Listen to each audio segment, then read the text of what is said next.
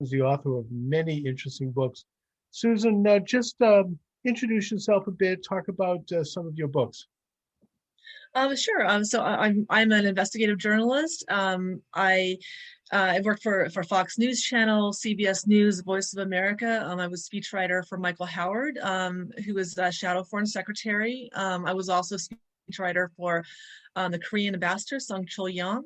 And I earned my master's degree from the University of Essex. And while I was a postgraduate, I founded the European Review, which became the departmental publication for the Center for European Studies. And that journal allowed me to kind of edit manuscripts that were focusing on European economic, political, strategic integration, and also afforded me the opportunity to cover like historic events that were, pertinent to European integration, like the Council of Europe summit in Madrid that launched the euro. So, what's interesting to me, Susan, is that your credentials, your pedigree, you are classically what we might euphemistically describe as a deep stater. By your background, and yet your books are on fire in terms of blowing the whistle on what we euphemistically call the deep state. Now, I mean that term in the very broadest sense. We have a lot of movable parts there all around the world, but there are certain telltale signs, even though it's generally quite secretive, that we can point to that indicate a deep state agenda. We could talk about a lot of things going on right now in politics, including this idea of an electronic passport to prove you've had a vaccine, which I think is the end of freedom if we ever get to that. And I want to get into some of that as the program goes forward. But I brought you on today because of an article you wrote about Jack Abramoff, the lobbyist.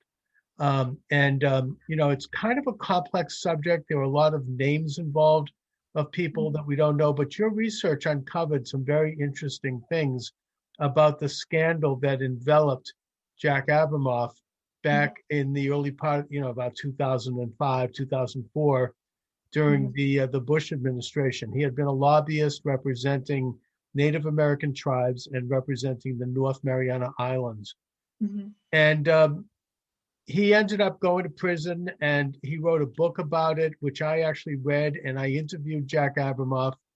And his book exposes the underbelly of all of the lobbying endeavors, and how the thing that I took away from it, and you can certainly elaborate, is that much of our laws, our regulations, are actually written by these sort of code writers, these unelected attorneys and activists who salt these things into the law. I mean, you don't even see them there. And most congressmen, when they promote a bill, they don't even know what it's in it. And Abramoff gave an extreme example. He shows, you could see a bill that's like 300 pages, and then all of a sudden you see this little squiggly sign in the middle of a sentence that says, opposite something, and you link into that, which links you to another thing, which links you to another thing, and eventually you get to something that gives like a big piece of money to somebody, or does something to remove a certain element of our freedom. It gives a favor. And then it's so complex that we can't possibly know the kinds of laws that are being made by our representatives, not to mention the laws that are being made by unelected agencies, and a transfer of power to people like people like Dr. Fauci. I don't know, somebody not elected who gets to make all kinds of incredible laws. But so give us a quick overview of what Jack Abramoff was doing, what he represented, and based on your research, and then we'll get into the case. Absolutely. So I actually wrote a book on Jack Abramoff called Lynched. It was based upon 6 years of research, and I was able to exhume thousands of pages of documentation. I interviewed hundreds of sources or were familiar with his case. So what you were talking about in terms of inserting different language into bills. That is very commonplace. And what I was discovering while working on the case is that every minute of a congressperson's day is accounted for by some special interest. A speech they make, a nod, an acknowledgement on before Congress. Every minute is accounted for and paid for, and much of those special interests are hidden from the public unless you really follow the money and figure out why are they saying that, who stands to benefit, and who might have given them money that would lead them to do what they did. So in terms of Jack Abramoff, he was the most prodigious lobbyist on Capitol Hill at the time, worked for the Bush administration. And he was sort of an outsider, even though he became the ultimate insider. He entered Indian country, which is what I found out later, is the area where the deep state was able to establish a presence and then project itself throughout the country and ultimately establish this kind of deep state around the whole nation. Mm-hmm. The Indian tribes were self-contained, government subsidized markets. So they would have numerous, products and services that were guaranteed. They had a customer base, tribal members. They didn't have to monitor the prices. They could set whatever they wanted, and the taxpayer would be left on the hook. They also established casinos. In most cases, the casinos were subsidized by taxpayers, and they were typically the result of settlements, that were pulled together to establish a casino. These were allowed to develop to give the Indian tribes a sense of sovereignty and to enable them to become financially independent. But instead, they became more dependent. They continued to rely upon the government, demand more money, and that money ended up subsidizing big business. In fact, in one case, I was able to trace where money from tribal casinos was subsidizing the mergers and acquisitions departments of Goldman Sachs and Morgan Stanley. Mm-hmm. So you can see that, Jack Abramoff had gone into the establishment. He had entered a market which was rigged for lobbyists to enrich themselves, to enrich special interests. And then he kind of took it over because he was better at the game than they were. So they ended up aligning against him in order to force him out because he posed too great of competition for them. So we're talking about an unholy collusion between corrupt Native American governments and certain high-level business entities. Correct. Who were working together. Now, that's not to say that all Native American governments are corrupt. It's only certain ones. Mm-hmm. And that also the entire system of recognizing Native American governments, it actually goes back to the administration of Ulysses Grant, mm-hmm. where, I think that it was Russell Means, who was the head of the Lakota tribe during the Wounded Knee incident in 1973, mm-hmm. who testified before Congress and said, if you want to see what socialism looks like, take a look at the Native American life and the governments. These are dependents. They've been made dependent on the state through money and through administration, and that the state, that being the U.S. government, not state governments pretty much, corrupted these governments both literally and also culturally by, selling cheap booze and, getting people dependent and addicted, and they used Native American people for various social experiments that have continued right up till this day. And most Native Americans have no idea how much duped they've been by this establishment. So here we have now Jack Abramoff, hired by Native American tribes because he's a very good lobbyist. Mm-hmm. And he begins to blow the whistle on some of these activities. So what happens? Okay, yes. So what you've said is absolutely correct. And just to elaborate a little further, they were established by the Rockefeller family, which kind of mapped out the country. They were, Indians were corralled in land rich in minerals and natural resources. And then those companies extracted the resources to enrich themselves. And actually a plan from the very beginning to project socialism into, to make those tribes socialist, as you said. Right. So Jack Abramoff he was representing the tribal interest. Like there was always a tribal interest and then an interest that was fictitious. Like these were individuals who were posing as Indians, were trying to steal their inheritance. So one by one, Jack Abramoff was usurped, or he was removing lobbyists who were representing the corrupt tribal interest. He was representing the interests of the genuine Native American people. He was accused of intervening in tribal elections, but the truth was that there was no intervention. The tribes confirmed that, but he did make his case to the Indian tribes. He told them what he could do for them. They voted en masse to get him elected because they thought he is our only chance. Once he got, they were able to get their own people into power. They then elected to hire him. And Jack Abramoff lobbied for appropriations for the Indians, which he delivered far in excess of what they paid him. He also protected their market share. And he said, well, if you have a casino, the portion of the proceeds are taken the form of per capita payment. So that's what, the income that Indians have to live on. Now, the typical lobbyist was not concerned with their market share. They wanted money from as many clients as possible. Right. They allowed, casinos to proliferate. Abramoff was effectively preventing the casinos from developing. He eventually tripped when he entered the Florida market. And at that time, the Seminole tribe of Florida was attempting to acquire a casino, and it had made a few efforts at taking customers on cruises to nowhere. The reason for that is that the state of Florida did not allow gaming in the state, on the mainland. So that they tried to go into the seas, were quite corrupt in the matter. So that their main competition was Sun Cruise. Now they had made numerous efforts to remove Gus Bolas from the market, to shut him down. He was facing a lot of regulatory issues, some of which were driven by lobbyists. And I guess eventually, as Gus Bolas was being pushed out, Jack Abramoff was approached at Preston Gates. Do you want to purchase this, the client, Sun Cruise? He agreed to do so.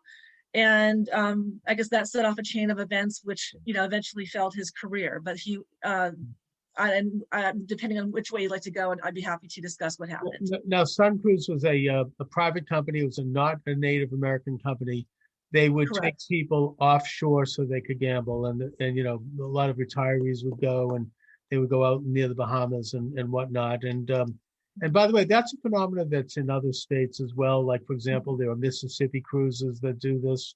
There's even here in Massachusetts or in Maine, there's a cruise that goes from Portland, Maine to Halifax that does it. As soon as they're technically off of American waters, they open the casino. And so it is a big business.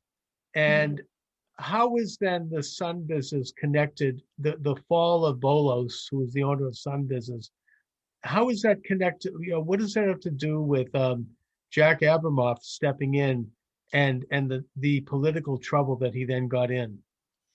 Okay, so the establishment was invested in the Indian tribes. There was so much money to be made. The rival Seminole tribe of Florida I believe it was the first tribe in the nation to acquire a Las Vegas style casino or casino type of machine. Okay. So they had a lot vested in the success of the Seminole tribe. There were different bills passed, one by Frank Wolf of Virginia, who tried to pass legislation that would curtail the cruises to nowhere. There were also efforts by lobbyists. One was Walter Brown, who had spearheaded the Monte Carlo. He represented Hive Marine, and was eventually fell into trouble for the dual representation of both union members and then the governments, which and lobbying for the governments which employed those individuals. So there was a lot of corruption within the game boating industry, and so Gus Bolas was like really the sole game in town, and the Seminoles were trying to figure out how they could kind of shut him down. At the time, I guess Donald Trump, our former president, he had retained Greenberg Traurig as lobbyists to help the Seminole tribe acquire a casino.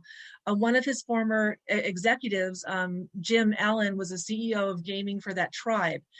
And so they were lobbying aggressively. They had plans on acquiring the Hard Rock franchise, which was a massive undertaking, but they didn't have the money to do it. The only way they Hard Rock, you're talking about the Hard Rock cafes around the country? Hard Rock cafes, Okay. Correct. Now, what did Trump have? I mean, did Donald Trump, this is when he was a private businessman, he Correct. wanted to have a financial share in the Seminole business? Was that it?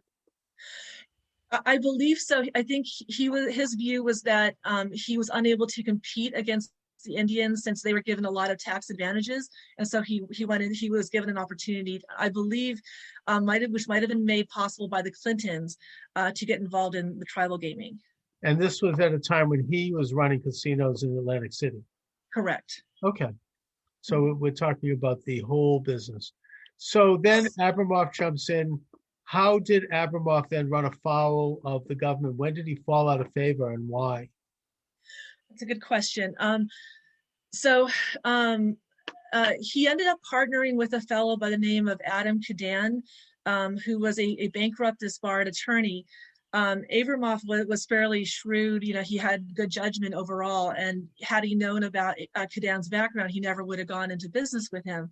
But Adam Cadan represented that he had sold his mattress business for a large sum of money. He knew Jack from their college Republican days, and he approached him with an opportunity to go into business together. So Jack made an agreement that he would they would split the closing costs, but that he would handle regulatory matters and the governmental aspects and business development while Cadan raised the money. Now, of course, as a bankrupt disbarred attorney, Cadan had few options in which to earn money, so he reached out to the competition, which was the Seminole tribe of Florida. And that because he was the counsel to the St. Martin's Casino at a time when the Seminoles were investing there.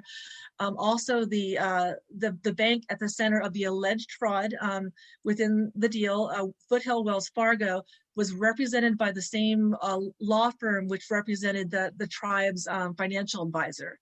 So this was the tribe that they constructed the loan in such a way whereby Cadan would be able to acquire the fleet with no money down. They would create a fake wire transfer to lend the impression to the secondary lender that the money had been received, and then Bolus, who was the seller who wanted to retain a stake in the business, he was going to keep a stake, and then Adam would pay him what he was due after closing. But what Adam did is that after closing, he devalued the fleet in a post-sale inspection by the amount in which he owed Bolus, and then pushed Bolus out. So Bolus was there, he lost his business, it was sold for no money, and he was part of the fraud. So there was very little he could do to retain any interest in the business. So there were a lot of articles written about the controversies and the rivalries between these two men, which were making a lot of headlines. And then out of the blue, Bolus is shot. He was and killed, gangland style. The mobsters who were associated with that murder were caterers on Cadan's with Sun Cruise, tied to the Gotti and Gambino families. They were mobsters from New York. And around this time, there was a lot of mob activity associated with the Seminole tribe. It was reported in the media. It was reported in gambling disclosure reports, and even one of the security guards who was who was warning law enforcement about this activity, he was fired from his job. But the Seminoles had a financial stake with the Broward County Sheriff's Department through like a security contract that they held, and the Broward County ended up investigating the Bolas murder. And I was able to talk to one of the attorneys of the mobsters, and he said that the Seminoles were always suspected of being responsible for that murder, but the investigation never went in that direction. But somehow after the murder, there was a lot of controversy in which Abramoff was accused of being guilty by association of having been so greedy that he stole this business from poor Gus Bolas and then murdered, and then ended up murdering him, to get away with it. But it was, this was conceived by the Seminole tribe. Sounds like the Seminoles had developed an unholy alliance with the New York mob. They did. A lot of the Indian tribes actually do have some type of mob activity in them. Right, and this is obviously a scandal that is much bigger than we can even know. And of course, it makes sense that this would be the case because, Native American governments have a little bit more, they have immunity to a certain degree, and they have a little bit more regulatory freedom to do things like gambling casinos and other activities that might not be, conventionally acceptable and a much looser regulation. So if there's going to be big money involved, you're going to have some organized crime and you're going to have some corruption in politics, like possibly in Broward County and elsewhere. And obviously, if something like that becomes too entrenched, it only gets worse and it becomes a little bit more part of the firmament of the establishment in a given area. That's what seems like what happened here. That's correct. And I think even Donald Trump said at the time, he said if the public became aware of the extent of mob activity within Indian country, this would be one of the biggest scandals of the nation. And it's always the case. I mean, this isn't some tin hat conspiracy theory. I mean, you always have an underlying, right under the surface, a level of corruption because power is corrupting. Correct. And as Lord Acton said, an absolute power corrupts absolutely. I mean, if you have power, there's always going to be people who are going to want to take advantage of that. And that's why we have a system, at least on the surface, of justice and a separation of powers so that you can have some honest people competing with others and balancing power is a way to get to, to try to get to the bottom of it. So Abramoff then takes the fall. There's I don't know exactly what he was convicted of, but there was a big story that they showed him being taken out of his car and being, there he is with his yarmulke, and everything, and he's an Orthodox Jew, and they're carrying and carting him off to prison. How did it get to that point? Well, originally, Jack Abramoff had planned to sue Adam Cadan to recover his assets, but after the scandal, this happened. He was recruited by Greenberg Traurig, which was the Seminoles' attorney, and the Greenberg Traurig had a vast influence with the Department of Justice since it had represented Bush Cheney during the 2000 election for the electoral votes of Florida. So they had vast influence with the Department of Justice, ensuring that any investigation into Abramoff would be controlled by them. So the Sun Cruz debacle wasn't enough to really do much with him because he was the innocent party. The bank, Bolas, and Cadan were the culprits. So they the Seminole lobbyists actually conceived of a scheme in which to entrap him in Indian country. And the way that they did this is they could tell that he charged generally far more than they did. He was earning this maybe 150 to 200,000 per month compared to their 20,000 per month per tribe. So they conceived a narrative that was based upon the Washington Post, Susan Schmidt, an article that she had written on the Cheyenne Arapaho tribe, in which political consultants on Capitol Hill had overcharged the tribe, resulting in the devastation for those Indians. So they assumed that, well, if Abramoff is charging that much, a similar dynamic could be at play, and at least it would be plausible. So they first approached the Louisiana Coushatta dissidents within those tribes, and the dissidents leaked the information to the local media that in which they alleged that Jack Abramoff's prices are so extensive that we cannot afford to pay our health care, our medical expenses, anything, and the allegations were quickly retracted. But then, because they were simply untrue, the paperwork contradicted it, and the reporter who covered that particular tribe was very honest. So he looked into it further. He found they were untrue, and he wrote the retraction. But then these allegations began to reoccur throughout all of Indian country through the local media, and the tribal councils were refuting them, but the refutations were ignored. Instead, what happened is that Susan Schmidt, who was working with the lobbyists of the Seminole tribe, took the original allegations and then she reported it in the Washington Post. Those stories were then given to a PR firm, which blanketed the entire nation with the false allegations. And then Congressman Frank Wolf, who had been watching Abramoff because he was upset over the Sun Cruise matter, he wanted to shut down Sun Cruise, he recommended to John McCain, whose fundraisers were losing business to Abramoff, that, why don't you hold hearings and investigate him? McCain happily complied, and then hearings were held based upon the false allegations. Right, and then that led to a conviction, and I think he spent at least a year or two in prison. Yes, he did. Where do things stand today in terms of all of these controversies? In terms of Abramoff, you mean? Yeah. Or Abramoff and the Seminoles and all of it. Okay, so it's kind of a little complicated. I'll try to go into it.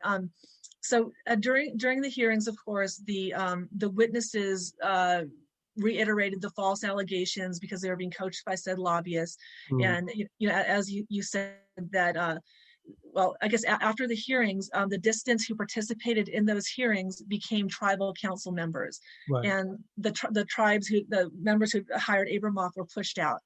So within the Louisiana Coushatta, there was actually an Israeli connection, which is little known. Senator Ben Nighthorse Campbell, who presided over the Abramoff hearings, who also attempted to acquire one of Abramoff's clients after he left Congress. He had signed I believe it was some type of a bill that agreed to move the U.S. Embassy in Israel over to Jerusalem, and then a firm, I think it was Holland and Knight, then was working became the first firm to move over to Israel, to Jerusalem, and they were laying the foundations for American corporations to kind of move over to Israel, especially tech companies. So one of David, I think the gentleman's name was David Gorin. He worked for Holland and Knight. Somehow his firm he became counsel to a group called MainNet. MainNet was an Israeli technological firm that I guess it was an early technological firm. The tribe was directed to invest around $30 million in this company. It ended up losing all of the money, and that deal went bust. But there was a lot of essentially this firm allegedly embezzled $30 million from the tribe. Within the Saginaw Chippewa Indian tribe, the Hard Rock Cafe, Hard Rock and the Seminoles attempted to establish a hard rock business within Michigan. And with this deal, they were going to have the Saginaw Chippewa Indian tribe, which had reached $1 billion portfolio status, invest in the business, and then they were going to share the proceeds. The only thing that the Hard Rock was going to bring to the table was the brand name. But somehow, through this engagement, the Saginaw Chippewa Indian tribe lost $1 billion. The money vanished into thin air. And who knows where that turned out? Who knows where but it is interesting that the Hard Rock brand was purchased for $1 billion. I don't know if that covered the expenses, but it's interesting. I think Michigan has an extensive network of casinos, Native American casinos.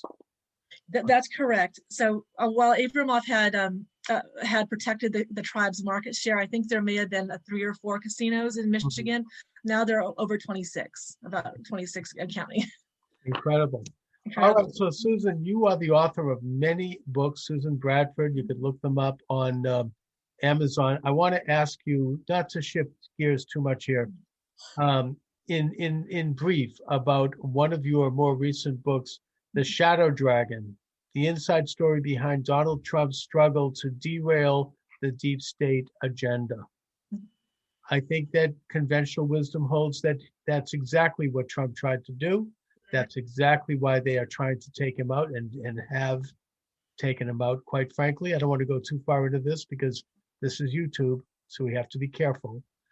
Um, but yeah, I mean, he expressed it best in his inaugural address, where he said, "Look, I'm here to oppose both Democrat and Republican corrupt operatives who have been in power for a long time and who are all about power in Washington, power in the hands of this growing oligarch, and I intend to return power to the people."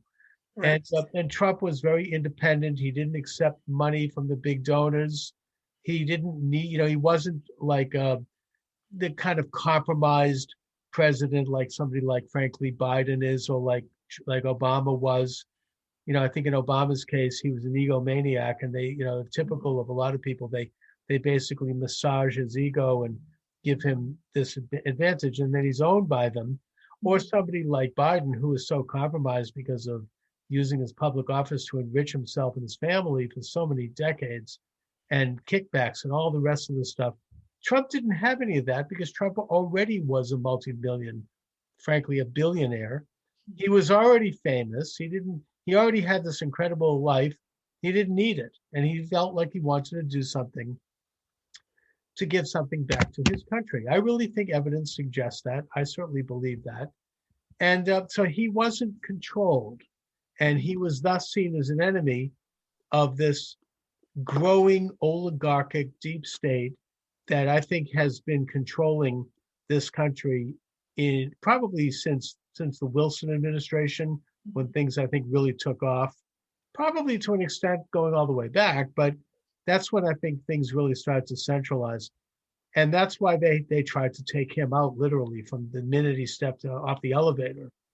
So talk a little bit about your book about Trump's taking on the deep state. Okay. I know it's a big one, but That's a big one. Okay, so to kind of conclude, where we've yes, just gone. thank you. Trump, to his credit, I guess, was pushed out of a lot of the deals within Indian country. He ended up being pushed out of the Hard Rock cafes. He was not part of that corruption. There was corruption within the tribe. He was not part of it. Just to be clear about that. Yes.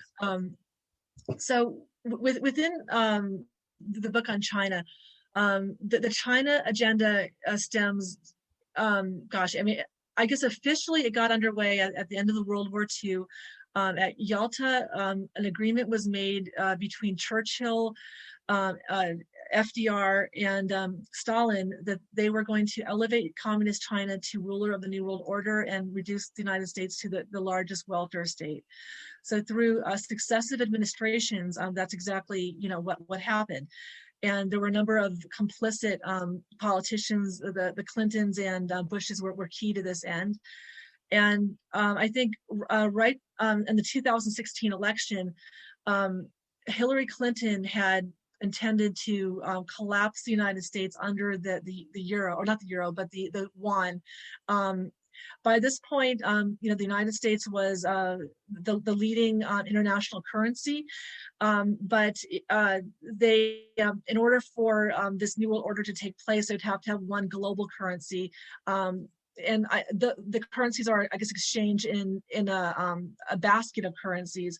So that's in part why Hillary referred to the nationalists and patriots as a basket of deplorables. She was referring to the basket of currencies that she was going to bring in. And so just before, like about 1 month before before the election, the yuan was introduced into the basket of currencies, anticipating a Clinton win. Thankfully, thanks to God and other circumstances, and possibly through a large amount of popular support for Trump, Trump prevailed over her and derailed that agenda. So he began to move towards nationalism, putting America first, and kind of derailing this agenda that has been really decades in the making.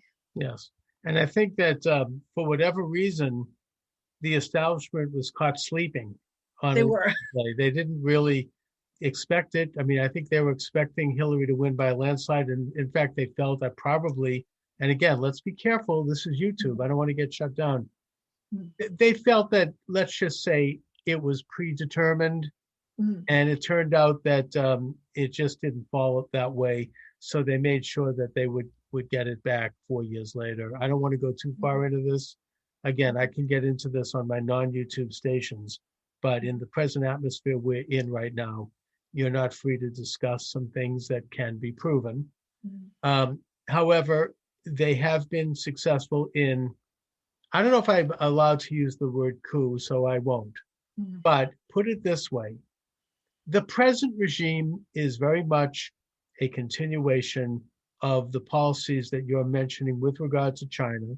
Correct. In fact, the present president, I don't think this is too controversial, has accepted huge amounts of money from China in the form of his family members, his brothers, his son, anyone else. And that, it's all full steam ahead in this China agenda that I think you accurately have given some historical context to, going back to Yalta and given the deliberate handing over of China to Mao Zedong in 1948.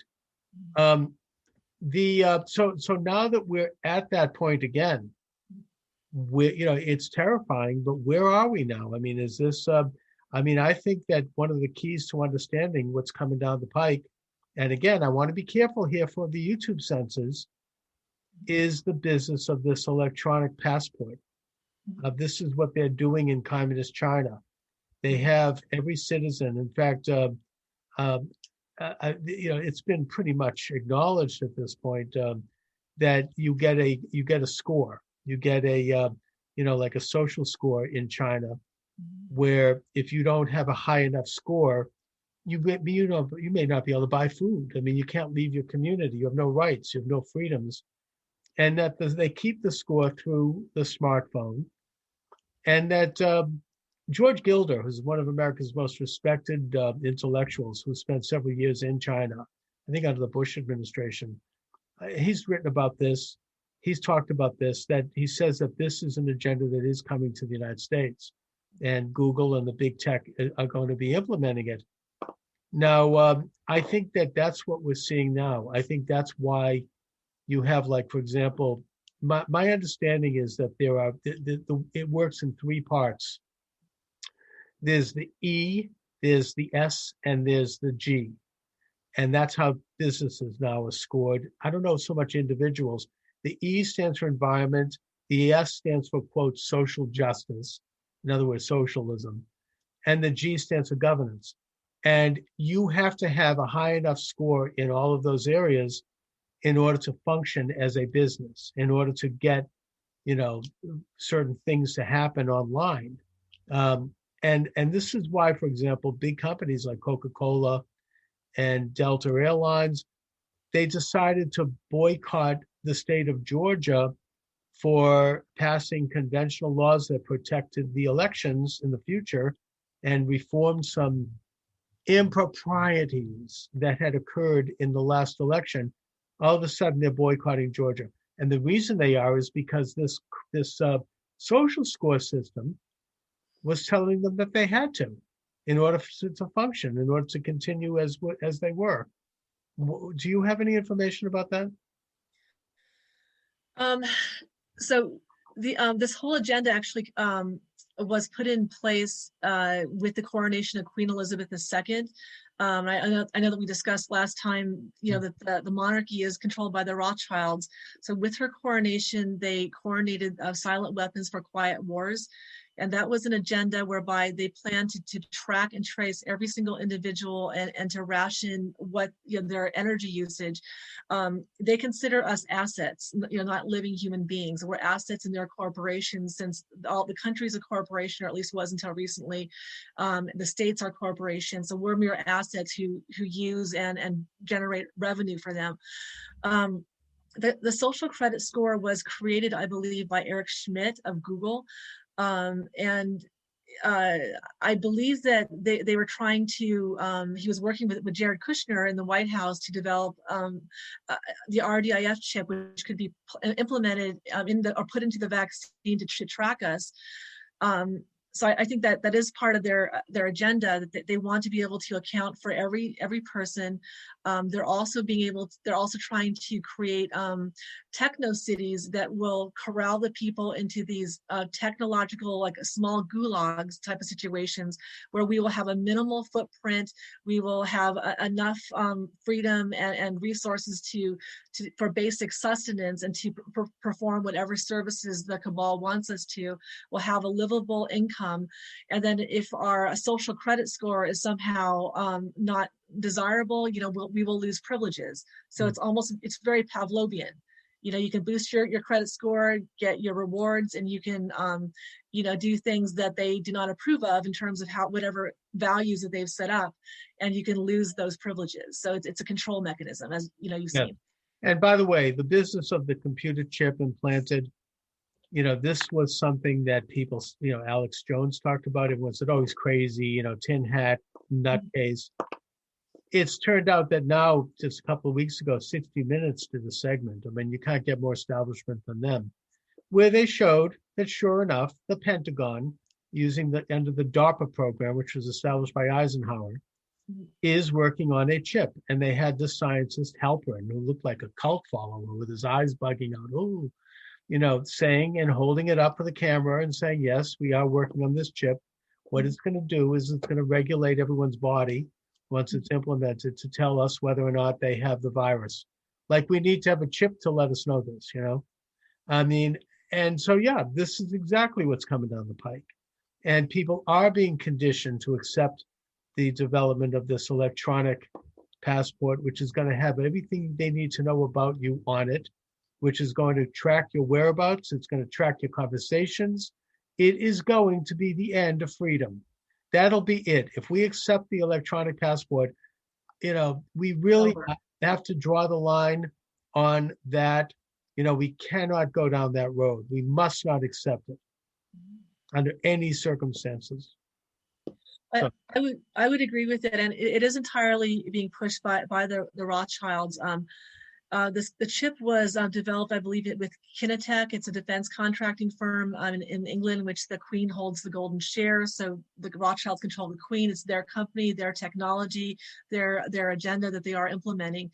And I believe that during the Obama administration, the Defense Department determined that they were going to apply military technology to the civilian sector. So the chip was one of those. It was going to be used against the enemies of the country, while the enemies were identified as the patriots, because those are the people who are the deplorables. The deplorables. All of us. Mm-hmm. So I want to wrap it up, but I just want to say one other reflection that this is nothing that I've heard anyone say. It's my own thinking. Mm-hmm. And I'm thinking about how local police departments have been under assault by radical thug, the street, what Lenin called the shock troops, Antifa, BLM. I want to be careful here, because this is YouTube and we know that people there are sympathetic. But, it's these thugs who last summer were looting Black businesses and burning Black neighborhoods and killing Black people in inner cities. And the result has been that people are leaving police departments in the big cities. Correct. In New York in particular, they're leaving in droves. People are not becoming policemen. Now, maybe I'm just reading into this, but I recall that Obama, when he was running for office in 2008, delivered a speech in Colorado Springs, where he talked about a national police force. This is, of course, what they did in National Socialist Germany. It was called the Gestapo. You didn't have local policing anymore. It was all run out of the federal government of Germany. And that he felt that this would be the future of policing. I wonder if this isn't part of this agenda to demonize local policemen. And you have radicals, falling into this, and useful idiots saying, oh, the police are just killing people, innocent people on the street. And then it becomes a national hysteria, like a kind of an implant, like and somebody, all of a sudden everyone's stimulated to hate policemen. And naturally, the result is a lot of young people who might otherwise have gotten into policing are choosing not to, for good reason. I mean, it's not only a dangerous job, but you have everybody against you. So do you think that I'm just all wet on this, or am I seeing something that might be coming down the pike? I think you're seeing something that is coming down the pike because, we discussed earlier, last time, the Rothschilds were behind Nazi Germany, and there's a formula that they follow. So they're implementing a kind of a Nazi Germany techniques here.